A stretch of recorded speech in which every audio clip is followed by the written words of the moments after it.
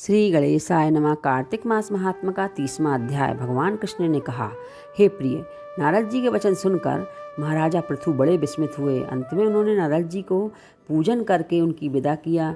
इसलिए माघ, कार्तिक और एकादशी, यह 3 व्रत मुझे अत्यधिक प्रिय हैं। वनस्पतियों में तुलसी, महीनों में कार्तिक, तिथियों में एकादशी, क्षेत्रों में श्री कार्तिक मुझे बहुत प्रिय है।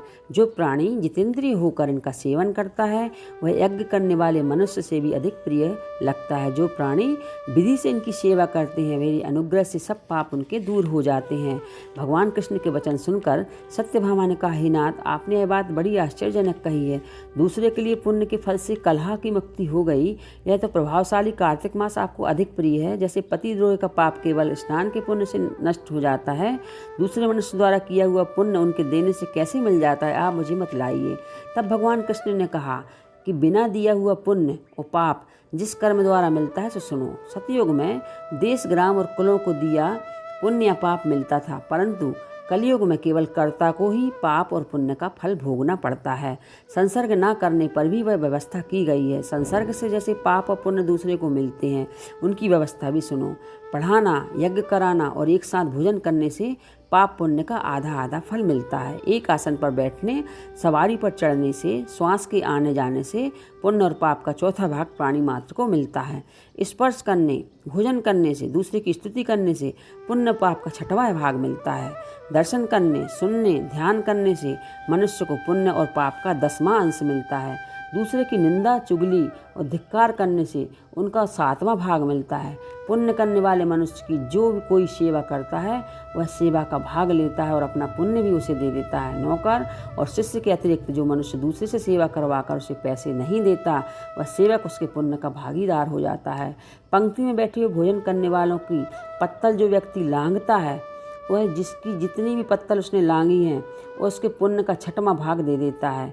स्नान, ध्यान आदि करते समय मनुष्य से जो व्यक्ति बातचीत करता है, उसे स्पर्श करता है, वह अपने पुण्य का 6वां भाग उसे दे डालता है।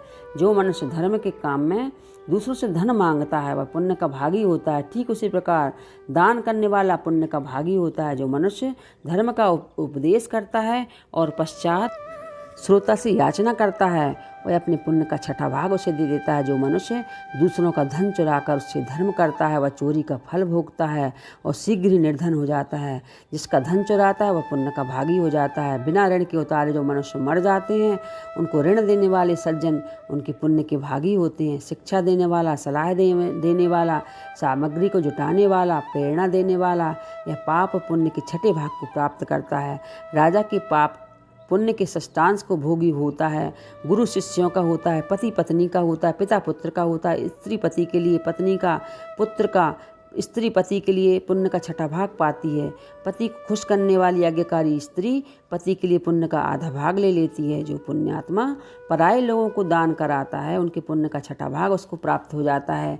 जीविका देने वाला मनुष्य जीविका ग्रहण करने वाले मनुष्य के पुण्य के 6ठे भाग को प्राप्त करता है। इस प्रकार दूसरों के लिए पुण्य अथवा पाप बिना देने के दूसरों से मिल सकता है, किंतु यह नियम है जो कि मैंने बतलाए हैं कलयुग में लागू नहीं होते हैं। कलयुग में केवल एकमात्र कर्ता को ही अपने पाप और पुण्य को भोगने पड़ते हैं।